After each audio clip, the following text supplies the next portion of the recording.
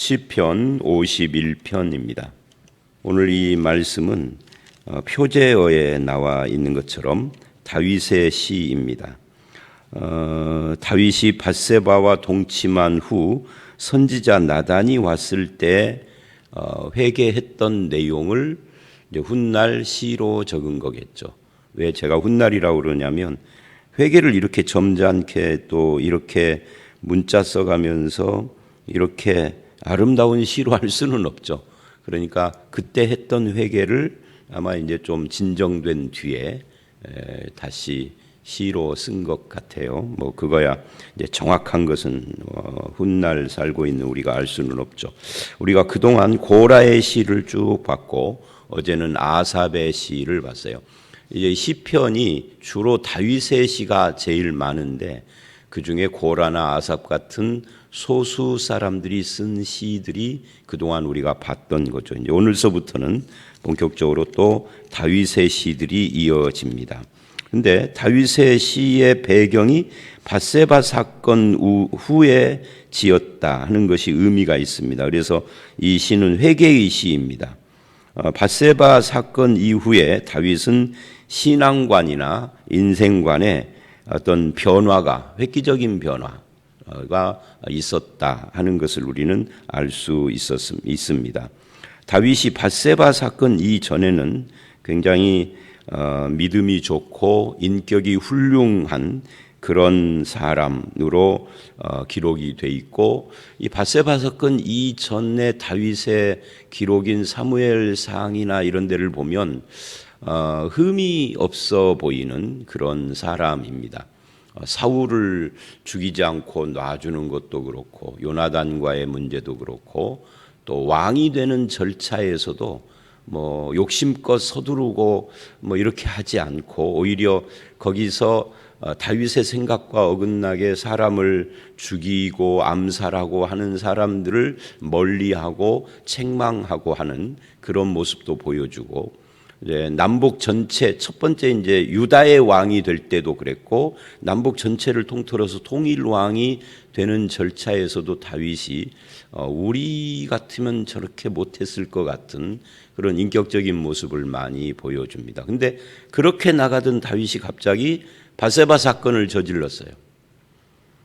밧세바 사건은 그래서 어떤 의미를 가지고 있느냐면 인간 속에 숨겨져 있는 진정한 자기 모습을 보여주는 그런 사건이라고 말할 수 있어요. 아마 밧세바 사건이 일어나지 않았으면은 다윗이 굉장히 그 신성시 됐을 수도 있을 만큼 그렇게 될 것 같아요. 근데 다윗의 이 사건을 보면서 다윗도 우리와 똑같은 인간이로구나, 죄인이로구나 하는 것을 알게 되는 거죠.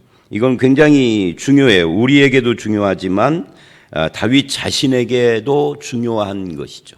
내가 누구냐 하는 것을 아는 것은 그래서 이제 오늘 본문을 보면 죄에 대한 이야기, 죄라는 단어와 또는 그와 비슷한 관계된 단어들이 굉장히 많이 나옵니다. 먼저 1절로 9절이 첫 번째 문단이라고 할 수 있고요. 오늘 말씀은 크게 보면은 둘로 나눠져요. 1절로 9절 그리고 10절로 마지막 절 이렇게 나누어지는데 이 1절로 9절은 죄에 대해서 고백을 하고 죄가 뭐냐 하는 것을 그 다음에 하나님이 우리에게 원하시는 진정으로 원하시는 것은 무엇인가 하는 것을 보여주고 있습니다. 먼저 이 본문에서 우리가 맨 처음 봐야 할 것은 무엇이냐 하면은 이 1절을 보면은 1절로 3절을 보면 죄가 나타나는 모습들이 쭉 나옵니다. 하나님이여 주의 인자를 따라 나에게 은혜를 베풀어 주십시오 하고 먼저 이 은혜를 요청을 하는데 어떤 은혜냐 하면은 이 죄를 사하여 달라 하는 그런 은혜예요. 은혜와 긍휼을 이야기를 하면서 그래서 이제 먼저 1절에 나오는 죄가 나옵니다. 이 1절의 죄, 내 죄악을 지워 주소서 하는 이 죄악은 반역이라는 뜻을 가진 단어예요. 그러니까 하나님으로부터 등을 돌렸다 하는 거죠. 내가 하나님을 외면했다. 우리가 요즘 로마서를 쭉 보면서 이 로마서 1장이 말하는 죄가 뭐냐 하는 이야기를 연속적으로 하고 있는데 그게 불경건과 관계돼요. 근데 이 불경건이라는 것이 간리스, 하나님이 없다. 나에게, 내 마음과 삶에. 입술로는 하나님을 이야기하고 예배도 드리고 제사도 하고 구약이니까 뭐 다윗도 다 했지만 바세바 사건을 딱 저질러고 보니까 그동안 내가 하나님 믿는다고 했던 것 다 가짜다. 하나님을 등 돌리고 하나님 없는 것처럼 살았다 하는 거예요. 그 다음에 2절에 나의 죄악을 말갛게 씻으시며 할 때 이 죄악은 1절의 죄악하고 다른 단어입니다. 이거는 뒤틀리다, 구부러지다, 막 그런 뜻이에요.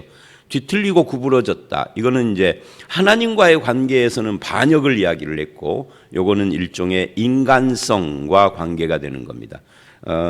죄인은 그 인간성도 구부러진 거죠.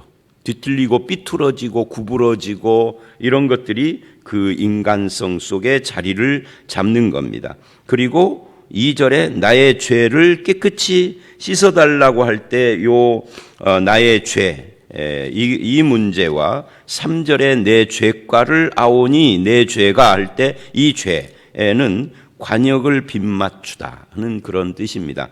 그러니까 이건 방향과 관계되는 겁니다. 인생의 방향이나 경향 이런 것들이 하나님이 원하시는 쪽으로 가고 있지 않다 하는 것을 말하고 있는 겁니다. 이런 고백을 하면서 다시 1절 그 죄를 지워주시고 2절 말갛게 씻어주시며 그 다음에 내 죄를 깨끗이 제하시옵소서라고 고백을 한 겁니다.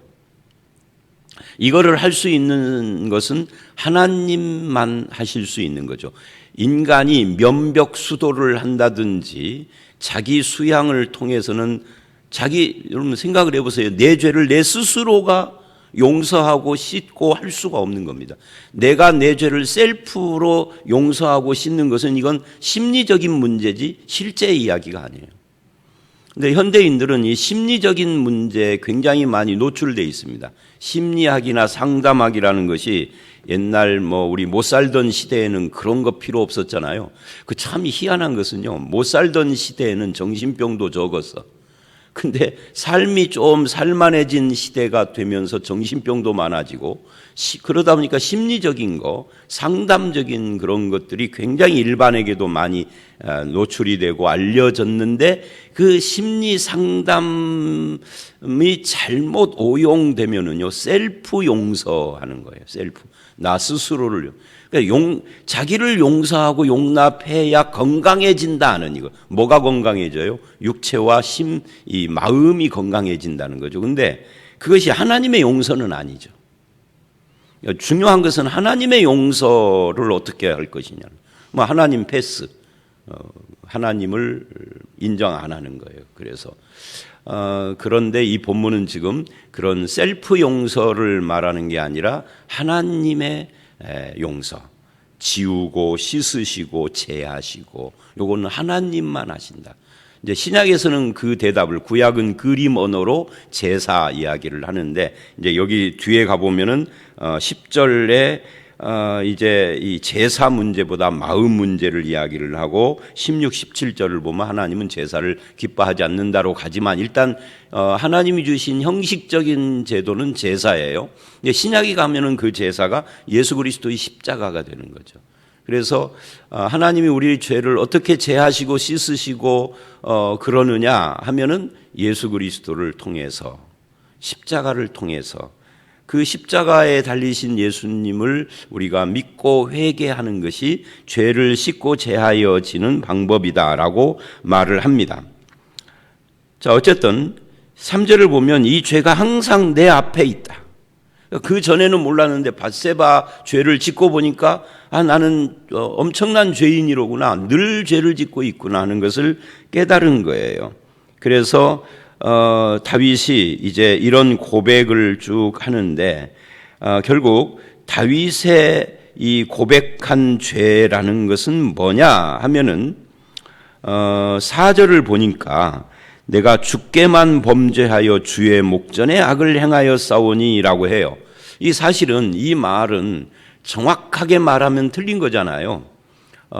밧세바에게도 죄를 짓고, 밧세바는 당사자니까 뭐 둘이 야합을 했다 치고 밧세바 뺀다 해도 밧세바의 남편인 우리아에게 죄를 짓고, 그리고 이제 그 죄의 피해는 전쟁에 참여한, 이제 전쟁에서 우리아 한 사람만 죽은 것처럼 사무엘을 하는 기록을 하지만 그랬을 리는 없죠. 실제로는 우리아를 죽이기 위해서 아마 수많은 다른 군사들도 함께 희생을 했을 가능성이 있는데, 그런 사람들에게 죄를 지었죠. 근데 다윗은 뻔뻔하게 그 사람들을 거론하지 않고 하나님께만 죄를 지었다라고 해요. 근데 이건 이제 뻔뻔해서 그러는 건 아니죠. 자기가 죄를 짓고 회개하면서 보니까 이 범죄가 인간 대 인간의 관계에서 나오는 것이지만 실제로는 그 배후에 하나님에 대한 것이었더라는 것을 깨달은 것이죠, 이게. 그래서 인간관계 문제만 해결해서 되는 것은 아니다. 이제 반대의 경우에요. 우리나라 기독교를 강타해서 지금도 그것이 기억나는 것 중에 하나가 뭐 많이 있지만 그 중에 하나가 밀양이라는 영화예요, 영화. 그 밀양이라는 영화는 굉장히 뼈아픈 영화죠, 한국 기독교에. 하나님께만 회개하고 자기가 범죄한 인간에게는 용서받지 않는 뻔뻔한 기독교인, 이게 이제 밀양의 주제 중에 하나잖아요. 물론 이 작가의 속뜻까지는 우리가 다 알 수는 없어요. 왜냐하면 마지막 장면 이런 것 때문에. 근데 그렇게 인간 문제를 해결하지 않고 종교적으로만 하나님, 이것도 문제지만 반대로 하나님 앞에서의 죄 회개, 죄 용서, 이거 제껴놓고 인간과 화해만 하면 되는, 이것도 큰 문제가 되는 것이죠. 지금 다윗은 이 후자를 이야기를 하는 겁니다. 그래서 내가 범죄하고 보니까 이 죄가 하나님 앞에 지은 거더라. 하나님은 모르실 줄, 인간만 속이면 하나님은 모르실 줄 알았는데 다 알고 계신 거죠. 그 이야기를 지금 하는 거예요. 그러면서 5절에 다윗이 중요한 이야기를 해요. 이 죄가 언제부터 어디서부터 나에게 있었는가? 밧세바를 간음하고 밧세바를 쳐다보는 그때부터가 아니라 실은 알고 보니까 내가 죄의 행위를 하기 이전에 이미 나는 죄인이었더라 하는 이야기를 5절은 고백을 하는 겁니다. 그러니까 죄를 지어서 죄인이 되는 것이 아니라 죄인이어서 죄를 짓는 거예요. 그게 성경이 말하는 거예요. 우리가 거꾸로 생각하면 안 됩니다. 아담 이후는 그렇습니다. 최초의 사람인 아담은 죄를 지어서 죄인이 됐죠. 그러나 그 이후의 사람들은 죄악 중에 출생하는 겁니다.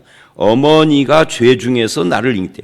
그러니까 나는 죄인인데 우리 어머니는 죄인이 아닌 성녀는 아닌 거예요. 우리 한국 사람들은 특히 이제 조상, 유교 문화 때문에 조상에 대한 것이 굉장히 자기도 모르게 배어 있는데요. 우리들의 사고 중에는 마치 나는 죄인인데 우리의 선조, 조상들을 죄인이라고 하는 것은 죄송스러운 것처럼, 그래서 조상은 우리보다 선하고 착한 것처럼, 대한민국 사람들은 죄인이어도 조선시대 사람이나 더 올라가서 신라시대 사람이나 고조선 시대에는 죄인이 아닌 것처럼 생각하는 그런, 모르겠어요. 저만 그러는지 몰라도 이 조상관이, 우리는 조상은 동양, 특히 중국, 일본 이 동북아 쪽 사람들이, 동남아는 잘 모르니까 조상은 죽으면 신이 되는 거예요. 이게 가장 센 나라가 일본이죠. 일본은 무조건 죽으면 다 신이 돼요. 우리나라는 신이라고까지는 안 해도 조상의 혼백이 뭐 왔다 갔다 하면서 뭐 복도 주고 화도 주고, 그러니까 거의 신급이 되는 거죠. 그러다 보니까 조상은 죄인이 아닌 것처럼. 그래서 항상 질문이, 제가 얼마 전에 설교도 그거 이야기했잖아요. 그러니까 죄 이야기를 하고 천국 지옥 이야기를 하면은 항상 듣는 질문이 세종대왕은요, 이순신은요, 이 이야기를 하거든요. 마치 세종대왕, 이순신은 죄인 아닌 것처럼. 완전히 착각하는 거죠. 다윗이 이스라엘에서 우리나라의 세종대왕급이잖아요. 그보다 훨씬 낫죠. 세종대왕은 하나님을 안 믿은 다윗은 하나님까지 믿었으니까. 근데 알고 보니까 자기가 어머니 태 속에서부터 죄인이었고 나를 낳은 어머니도 죄인이었더라. 어머니의 어머니는 그것도 죄인이죠. 올라가면 하와도 죄인이고 아버지 아담도 죄인이고, 그러니까 이 죄의 뿌리가 얼마나 깊은지에 대한 이야기를, 이게 이제 존재론적인 이야기를 하는 겁니다. 우리가 실행적인 의미에서 죄, 이걸 이제 실행죄라고 합니다. 실천적 죄라는 것이 아니라 행실이 잘못된, 이것도 죄지만 그것의 뿌리는 존재론적으로 내 자신이 원래 죄인이었더라는, 그게 아주 중요한 고백을 지금 하는 겁니다. 4절 5절이 하나님 앞에서 죄요, 그것은 태어나기 전부터 죄인이었다. 출생을 죄로 한다. 이것을 에베소서 2장 3절은 본질상 그래요. 본질상 진노의 자식이다. 우리 본성 자체가, 로마서 3장 같은 데에도 그런 이야기를 해요. 로마서 3장은 내 입에서 나오는 말이 죄가 아니라 입술이 죄다 그래요. 혀가 죄고 입술이 죄다. 목구멍이 죄다. 그러니까 입술에서 나오는 말보다 더 깊이 들어가서 목구멍이 죄예요. 그러니까 이것이 이제 오늘로 말하면 5절인 거죠. 존재론적인 나의 존재 자체가. 그러니까 이 존재의 문제는 어떻게 해결이 가능하냐면, 겉으로 지은 죄의 행실은 하나님이 씻어 주시면 되지만 나의 존재 문제는요, 이 존재 문제는 죽고 다시 태어나야만 되는 겁니다. 이게 굉장히 심각한 문제인 거죠. 요거는 이제 신약에서는 중생, 거듭남, 새 사람이라고 하는 겁니다. 어떻게 새 사람이 되느냐? 예수 그리스도 안에서 성령으로 말미암아 진리로라고 말을 해요. 이게 복잡해지는 거죠. 예수님의 대속의 죽음과 그것을 나에게 가져오시는 성령님의 역사와 그것이 진리 안에서 이루어지는 거죠. 말씀으로 거듭났다 이렇게 말을 하죠. 이 말씀의 배후에는 예수님과 성령님이 있는 거죠. 물론 뭐 아버지 하나님도 그렇지만, 그래서 이 죄의, 다윗이 말하는 이 죄의 문제를 자기 방법으로는 도저히 해결할 수가 없다 하는 것을 지금 깨닫고 있는 겁니다. 그러면서 6절에 이렇게 말을 합니다. 보소서, 주께서는 중심이 진실함을 원하시니 내게 지혜를 은밀히 가르치시리이다. 하나님은 죄를 해결하는 데 있어서 하나님이 원하는 것은 어떤 행위를 하기 이전에 중심의 진실, 이것부터 주님이 보시는 것이다. 입술로만 회개를 하는 거, 이걸 원치 않는다는 거예요. 그 다음에 지혜를 이야기를 해요. 내게 지혜를 은밀히 가르치십니다 라는 이 지혜는 내 은밀한 곳에서라는 말입니다. 은밀히 가르친다가 아니라 내 은밀한 곳에서 지혜를, 그래요. 나의 이 지혜를 가르친다. 왜 지혜라고 할까 하면 내 실상을 가르친다는 거죠. 지혜라는 것이 나 자신을 아는 것이 지혜인 거예요. 이 참된 문제의 근원과 해결을 아는 것이 지혜인 거죠. 그래서 그 지혜를 가르쳐 주신다, 나에게. 그래서 그 지혜를 배운 나는 어떻게 반응을 하느냐면 7절로 9절 같은 회개를 하는 겁니다. 회개의 영을, 또 회개의 영, 마음이죠, 을 나에게 주는 것이죠. 그래서 우슬초로 나를 정결케 하소서, 내가 정하리이다. 내 죄를 씻어주소서, 눈보다, 쭉 하면서 9절 내 죄에서 돌이키고 내 모든 죄악을 지워주소서 하며 쭉 하나님만이 내 죄를 씻고 해결할 수 있음을 말씀을 하면서 10절에 하나님이여 내 속에 정한 마음을, 그러니까 이게 이 진실한, 중심의 진실한 마음, 이것은 어디서부터 오는 거냐면 하나님께서 내 속에 그런 마음을 주셔야 하는 거죠. 창조하소서, 이 말은 준다는 말입니다. 그래서 회개도 회개할 마음을 주시는 하나님의 은혜로 말미암아 되어지는 것이다. 그래서 이제 10절서부터 19절까지 두 번째 문단이 시작이 되는 겁니다. 9절까지는 내 죄가 무엇인지, 이 죄의 문제를 누가 해결할 수 있는지, 죄를 짓고 보니까 나는 누구인지, 그러면서 이 죄를 씻어달라는 탄원인데, 10절서부터는 어떻게 그 죄가 해결되는가 하는 것을 좀 더 구체적으로 이야기를 하는 거죠. 그것은 결국은 하나님이 주시는 정한 마음입니다. 내 속에 정한 마음, 그리고 이 정한 마음이라는 것은요, 정해졌다 하는 거니까요. 변치 않는 마음이에요. 하나님만 향하는 이중 마음, 두 마음이 아닌 겁니다. 나 스스로에게는 그런 마음이 없다. 하나님만을 향하여 오로지 바라보는 마음, 하나님이 주셔야 된다. 그리고 정직한 영, 여기서 영도 아까 말한 것처럼 마음입니다. 정직한 영, 이건 견고한 마음입니다. 그러니까 변치 않고 하나님만을 향하여 회개하는 마음, 요거는 하나님이 주셔야 가능하다. 12절까지 그런 소원과 기대를 가지고 쭉 말을 합니다. 11절, 나를 주 앞에서 쫓아내지 마시며 주의 성령을 내게서 거두지 마소서. 이 구약인데도 성령 이야기를 하죠. 이건 조금 오늘 주제하고 좀 다른 이야기지만 성령 나왔으니까 언급을 합니다. 이런 식의 성경 보는 사고방식은 잘못됐다. 자주 제가 말했던 거, 구약은 성부, 그리고 복음 시대에는 예수 그리스도, 그리고 오늘 우리 시대는 성령 시대라는 말은 완전히 다른, 완전히 잘못된 말입니다. 구약이든 신약이든 오늘 우리 시대든 성부, 성자, 성령 삼위일체가 함께 역사하는 거지 따로따로 역사하는 예가 없습니다. 그건 성경이 나와 있잖아요. 근데 왜 그렇게 말을 하느냐면 성령을 강조하려고. 왜 성령을 강조하면 뜨겁게 하려고 사람을. 왜 뜨겁게 하느냐면 감정을 불러일으키려고. 감정주의 기독교가 되는 거죠. 그거를 은혜 받았다고 그러고 그거를 무슨 신령하다고 그러고 그런 그 잘못된 겁니다. 이미 구약에서도 성령 이야기가 나오잖아요. 구약에서 회개는 성령께서 그 마음을, 아버지 하나님도 물론이시지만 성령께서 내 마음 속에서 역사하여 정한 마음, 정직한 마음, 회개의 영을 부어주시는 거죠. 하나님 앞에서 나를 쫓아내지 마십시오. 이 죄 때문에 그렇게 탄원을 합니다. 구원의 즐거움 이야기를 해요. 12절. 구원의 취소를 말하지 않고 구원의 즐거움을 말을 하고 있는, 구원 자체에 대한 것은 확신을 갖지만 구원의 기쁨이 나에게 없습니다. 죄를 지어서. 이 다윗의 엄청난 확신이죠. 또 자원하는 심령, 내가 부득이함과 억지가 아닌 자원하는 마음, 이것을 달라 그래요. 이것도 다 주님께서 주시고 성령께서 주시는 것이다. 그러니까 우리는 성령 그러면 은사만 주시는 것처럼 착각하는데, 이런 마음들을 주고 이런 마음을 가지고 회개하고 하나님께 엎드리는 것도 다 성령이 하시는 겁니다.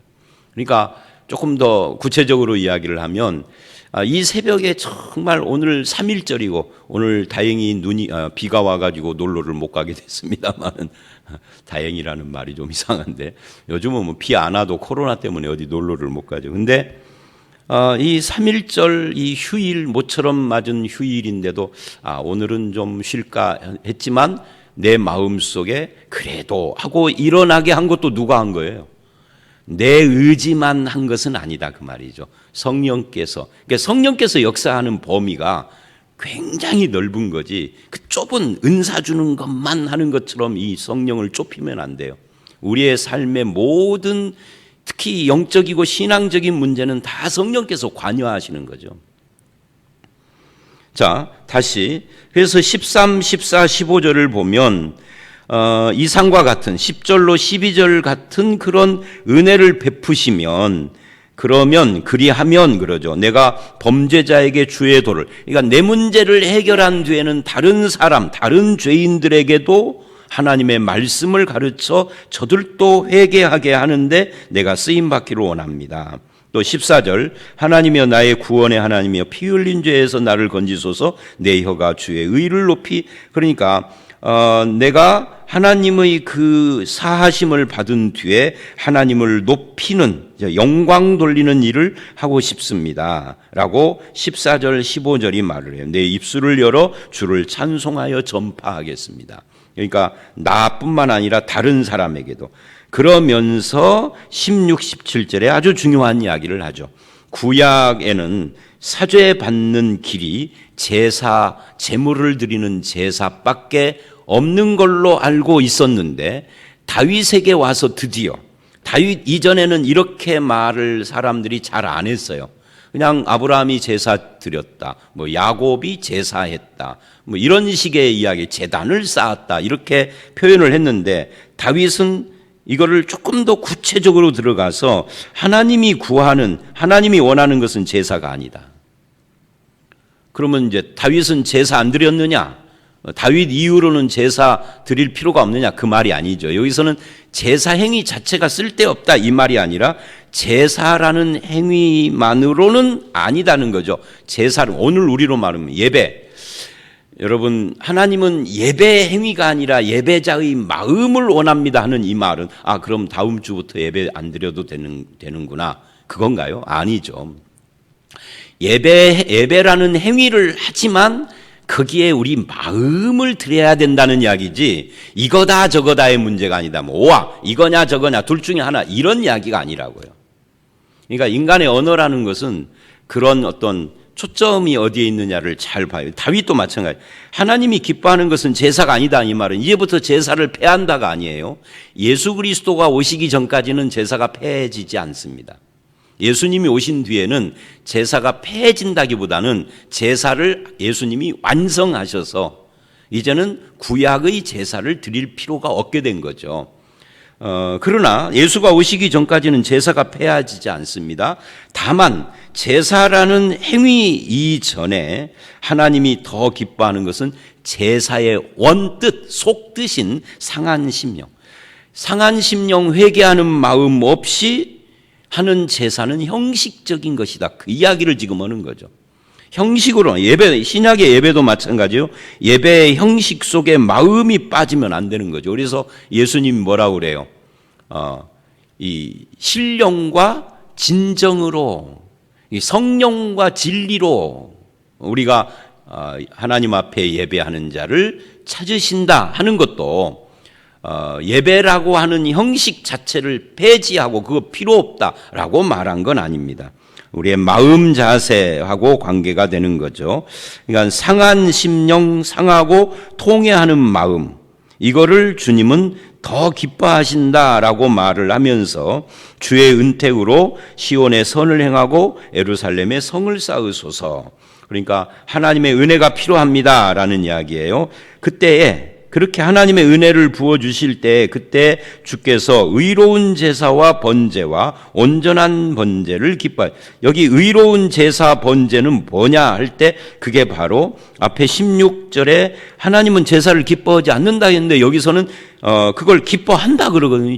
그래서 제사 행위가 아니라 제사 속에 담겨 있는 제사하는 사람의 마음이 상하고 통회하는 마음, 그걸 의로운 제사라고 하는 겁니다. 온전한 번제라고 하고 그때에야 비로소 소를 드리던 양을 드리던 주의 제단에 드릴 수 있다라고 말을 하고 이제 마무리를 했습니다. 그러니까 16절로 19절의 마무리는 우리가 하나님 앞에 나아갈 때 어떤 마음 자세여야 하는가? 기도할 때, 찬양할 때, 예배할 때 우리의 마음이 하나님을 향해야 한다. 마음이 빠져버린 건 하나님이 원치 않는다라고 지적을 하고 있는 겁니다.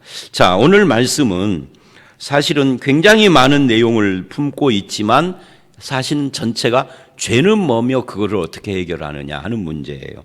알고 보니까 나도 죄인이었더라 다윗이. 근데 그 죄가 그냥 행실의 죄가 아니라 존재 자체가 죄였다는 이것이 이제 굉장히 중요하고 큰 문제죠. 그래서 이 문제는 인간 스스로 해결할 수 없다. 내 존재 자체. 행실의 문제라면 행실 고치면 되지만 존재를 어떻게 내가 해결해요? 우리 어머니도 그걸 해결을 못하는 거죠. 왜? 어머니도 죄인이니까. 그래서 하나님만이 하실 수 있다. 어떻게 하죠? 내 속에 정한 마음 창조하시고 내 안에서 그 정직한 영 정한 마음을 주셔서 그래서 나를 회복시키는 겁니다. 그래서 이런 문제는 하나님의 은혜, 은택으로만 가능한 것이다. 그럴 때 하나님 앞에 상한 마음을 가지고 의로운 제사를 드리는 다윗을 기뻐하시고 고쳐주신 거죠. 감사한 것은 저와 여러분은 예수 그리스도 안에서 성령으로 말미암아 거듭난 하나님의 백성이 됐습니다. 신약에서는 이런 하나님의 백성들이 실수를 하거나 허물을 보일 때는 고백하면 된다 그래요. 물론 이 고백도요, 성령께서 그 마음을 주셔야 가능한 거죠. 그러나 고백하는 사람을 받아주시고, 이게 요한 1서죠. 그 고백, 자백하는 것을 의로우신 예수 그리스도의 그 미쁘심을 근거로 해서 사해 준다 하니까, 또 내가 미처 다 못할 때는 요한 1서 2장을 보면은 대언자이신, 변호사이신 예수님이 내 옆에 딱 붙어 계신다고 하니까 참 감사한 일이죠. 그래도 우리 속에 상한 마음은 필요합니다. 성령께서 주시는 마음이기는 하나, 자, 이제 오늘 말씀 마무리하겠습니다. 우리가 죄인입니다. 이 죄는 하나님만이 고칩니다. 그 앞에 정한 마음 주시는 하나님을 따라서 상하고 통회하는 마음으로 늘 주님 앞에 나아갈 때 주님께서 주시는 사죄의 은총을 누리고, 이것을, 이 은혜를 다른 사람들에게도 증거하는 저와 여러분들이 되시기를 주의 이름으로 축원합니다. 함께 기도하겠습니다. 하나님 아버지, 우리의 죄가 수많은 죄들이 있는데 하나님께 등을 돌려 반역하며 우리의 비틀어진 인간성과 하나님의 뜻을 따라 살지 못하는 우리 인생의 자세들로부터 시작을 해서 알고 보니 나야 자신이 어머니의 뱃속에서부터 이미 죄인이었던 것을 알았습니다. 주님, 이 문제를 해결하실 분 하나님밖에 없는데 주의 성령께서 우리 속에 상한 마음을 주시고 또 통회하는 마음도 주시고 정한 마음, 정직한 영을 새롭게 해주셔서 늘 주님이 기뻐하는 삶을 살아갈 수 있도록 역사해 주시옵소서.